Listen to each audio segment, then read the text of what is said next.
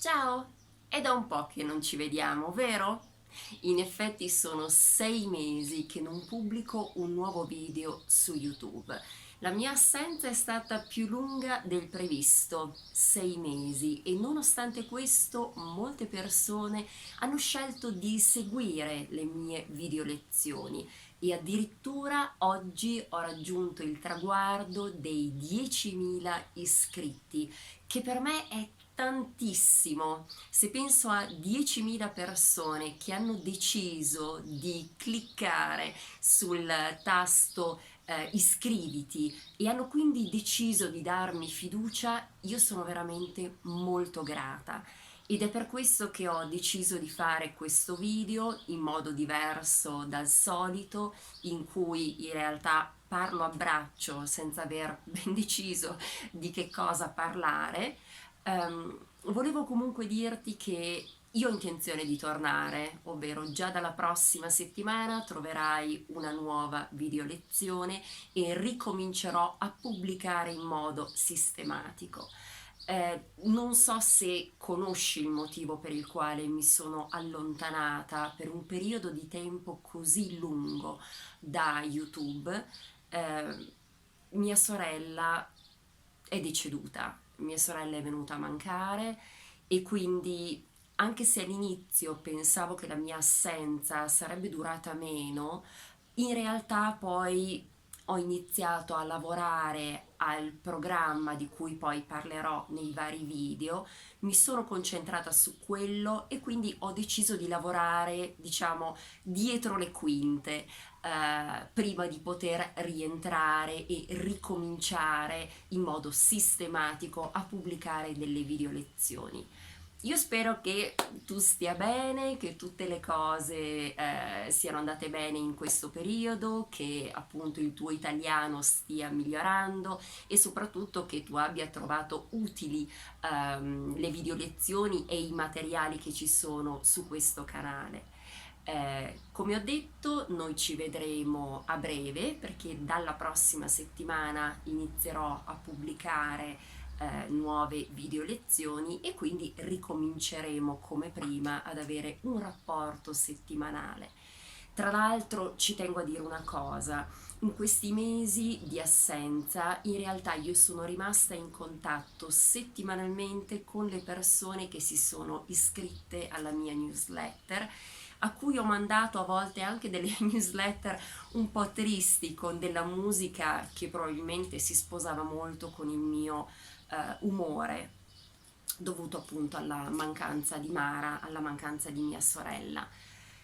In una di queste newsletter, in una di queste mail che io ho mandato, ho detto che mi sarebbe piaciuto parlare di lei e raccontare la storia di Mara. In realtà faccio ancora fatica, nel senso che insomma, non è da tanto che Mara manca, sono 6 mesi. Mara è la mia sorella maggiore, aveva 4 anni più di me e Mara era disabile, disabile dalla nascita, quindi io ho convissuto con la disabilità per tutta la mia vita e francamente l'ho vista come un qualcosa di normale fin da piccola, tant'è che ero convinta che nelle famiglie esistesse papà, mamma e Mara. Ricordo che quando parlavo con gli altri bambini e io mi riferivo a Mara e non capivano chi fosse questa Mara, lì mi sono resa conto che Mara era solo parte della mia realtà, della mia vita. Mara non poteva muoversi, non poteva camminare, non poteva mangiare da sola, non poteva parlare. Aveva una vita che vista da fuori una persona avrebbe potuto pensare non aveva alcun senso. E invece lei è riuscita a trovarlo il senso. Lei amava moltissimo la vita e credo che mia sorella sia stata probabilmente la persona più legata alla vita e con una voglia di vivere che non ho visto se non nelle persone che sono nella stessa condizione di mia sorella. Mara è stata un grandissimo esempio. È difficile parlare di lei anche perché aveva un carattere carattere, spesso e volentieri noi litigavamo, per quanto possa essere difficile da capire da fuori, perché comunque, ripeto, lei non parlava, ma bastava uno sguardo, perché noi ci intendevamo subito, uno sguardo, mezza parola, la mia, chiaramente perché lei non poteva parlare, ed era tutto chiaro. Ehm, che dire, questo è quello che posso dire di Mara. Avevo promesso che ne avrei parlato, avrei raccontato un po' la sua storia.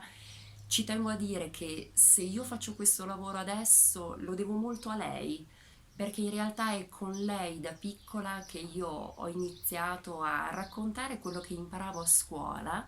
Tornavo a casa e iniziavo a fare la maestra e quindi le spiegavo le cose, disegnavo, le facevo vedere, e quindi diciamo questa propensione per l'aiutare gli altri, spiegare le cose in modo semplice, far capire le cose, è nata proprio quando ero piccola. Per quello l'attività che io faccio è molto, come dire, è una parte che viene da dentro, dalla parte più profonda di me. Basta, direi di non dire altro, anche perché è facile che io mi commuova.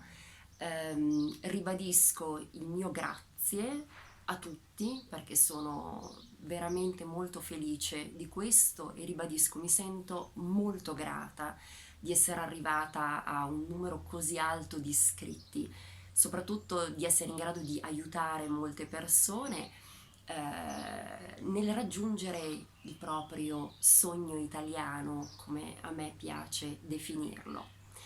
Bene, questo video in cui ho parlato a braccio e un video diverso dal solito è finito.